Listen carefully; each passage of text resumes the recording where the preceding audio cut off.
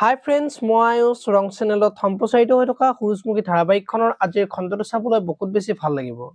কিয়নো যোৱাটো খণ্ডত পুৱতিৰ বেগৰ পৰা সোণে ক্ৰীম কিনিবলৈ দিয়া পইচাখিনি নোখোৱা হৈছিল আৰু পৰীক মোৰ পইচাখিনি দেখিছিলা নেকি বুলি সুধিছিল।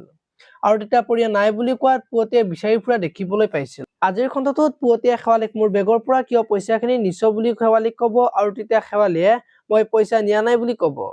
আৰু তেতিয়া পুৱতিয়ে নকলে মোৰ বেগৰ পৰা পইচা কোনে নিব বুলি কৈ থাকিব আৰু সেইখিনি সময়তে সোণ আহিব আৰু সোণক তই বহুত ভাল বুলি কৈছিলি নহয়, এতিয়া গম পালি বুলি ক'ব আৰু তেতিয়া সোণে শেৱালিক নিচা যদি দি দিয়া বুলি ক'ব আৰু তেতিয়া শেৱালিৰ মনটো বহুত বেছি দুখ পোৱা দেখিবলৈ পাব।